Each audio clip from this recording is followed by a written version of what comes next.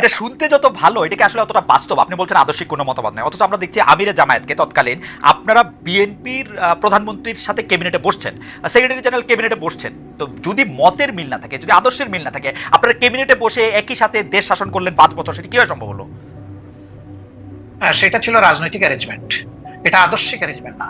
রাজনীতি আদর্শ থেকে বাইরে, রাজনীতি আদর্শ থেকে বাইরে, তিনটা মন্ত্রণালয় তারা সার্ভ করেছে। রাজনীতি আদর্শ আমাদের বাইরে। যে স্লোগান, হ্যাঁ না, আমাদের যে স্লোগান, সেই স্লোগানটা হচ্ছে যে মানুষকে সুশাসন দিতে হলে অবশ্যই সৎ লোক লাগবে।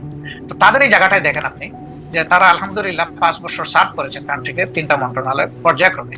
কিন্তু তাদের ব্যাপারে কেউ কেউ বিভিন্ন অভিযোগ এনেছেন, অভিযোগ সত্য মিথ্যার এইদিকে আমি যাচ্ছি না, কিন্তু তাদের ইন্টিগ্রিটির ব্যাপারে, অনেস্টির ব্যাপারে এবং তাদের ইফিসিয়েন্সির ব্যাপারে কেউ কিন্তু কোনো প্রশ্ন তুলেনি।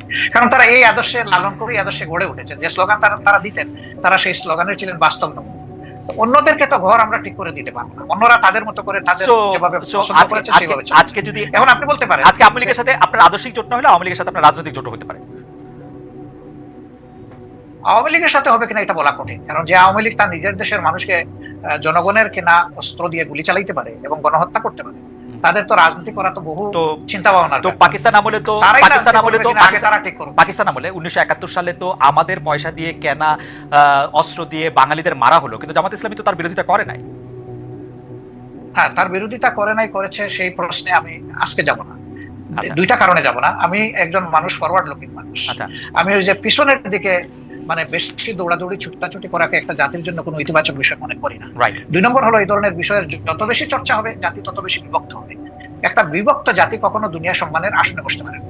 সম্মানের আসনে বসতে হলে, সত্যিকারের উন্নয়ন এবং শান্তি দেশবাসীকে উপহার দিতে হলে কিছু পয়েন্টে অন্তত পক্ষে সবাইকে একমত হতে হবে, দেশের স্বার্থের ব্যাপার যেখানে জড়িত। আমি ওই বিষয়ে যাচ্ছি না। দ্বিতীয়, আমি আরেক কারণে যাব না, যে তখন আমি এনাফ ম্যাচিউর না, বয়সের দিক থেকে আমি বুদ্ধি, রাজনীতিকে অ্যানালাইসিস করার শক্তি আমার ছিল না। কিন্তু আমি এই আঙ্গিনার কেউ ছিলাম। ডক্টর শফিকুর রহমান মানে ওই আমলে মানে আসতেছি, কথাটা আমাকে শেষ করতে দেন। কিন্তু এটা তো ঠিক যে লাখ লাখ মানুষ মারা গেছে, কয় লাখ মারা গেছে, এই বিতর্কেও আমি যাব না। আমি ওই বিতর্ক পছন্দ করি না। একটা মানুষের যদি নিরীহ মানুষ অন্যায়ভাবে মারা যায়, সেটাও তো অপরাধ।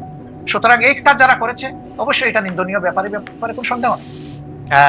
ডক্টর শফিকুর রহমান, এতে আমার কোনো সন্দেহ নেই, কিন্তু শুধু আমি এটা বলছিলাম যে আমাদের যদি কোনো একটা বিষয় বিশ্লেষণ করার জন্য ওই সময়ের ব্যাপারে যদি যথেষ্ট মানে মানে ওই উপস্থিতিটা না থাকে, আপনি এটা থেকে বলতেই পারেন যে আপনি আসলে ওই ব্যাপারে বলতে চান না। কিন্তু দল হিসাবে জামাত ইসলামের নিশ্চয়ই একটি অবস্থান পরিষ্কার করার ব্যাপার রয়েছে, সেটি আপনি আরেকদিন বলছেন, সেটা আমরা আরেকদিন শুনবো। সেটি আমরা একটু জোটের রাজনীতি প্রসঙ্গে আসি। আমরা একটু বিএনপির সাথে জামায়াতে ইসলামীর দূরত্ব, একটা জোট তো ছিল, সেই জোটের থেকে যে বিএনপির সাথে যে দূরত্বটা বাড়লো, এইটার কারণ কি বলে আপনি আসলে মনে করেন? মানে মানে মানে আপনি কি মনে করেন যে বিএনপির সাথে কেন? আপনি বলতে পারেন জোট নেই, কিন্তু দেশের স্বার্থে আমরা কিন্তু দূরত্বে নাই।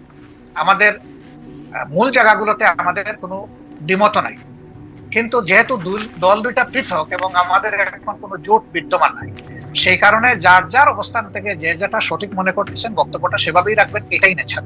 এবং একজন দেশের আপনি সচেতন নাগরিক হিসেবে রাজনীতি যদি বাদও দেন, আপনার চোখের সামনে যদি কোনো ভালো কাজ হয় তাকে আপনার অ্যাপ্রিসিয়েট করা দরকার, আবার কেউ যদি কোনো মন্দ কাজ করে তাকে সংশোধনেরও আপনার চেষ্টা করা দরকার। তো দেশের স্বার্থে যদি আমি কথা বলি এবং আমাকে যদি কেউ ক্রিটিসাইজ করে, আমি এটাকে ওয়েলকাম, কারণ ক্রিটিসিজম না হলে পারফেকশন আসে না। আর মানুষ কেউ ভুলের ঊর্ধ্বে না, আমরা ভুল করতেই পারি, ব্যক্তিগতভাবেও করতে পারি, আবার সামষ্টিকভাবে দলগতভাবে আমরা ভুল যদি কেউ ধরিয়ে দেয় সেই তো আমার প্রকৃত বন্ধু। আর যারা সমালোচনা করে তাদেরকে আমি বন্ধু হিসাবে নিই, কিন্তু আমার ভুল দেখেও যারা নীরব থাকে আমি তাদেরকে বন্ধু মনে করি।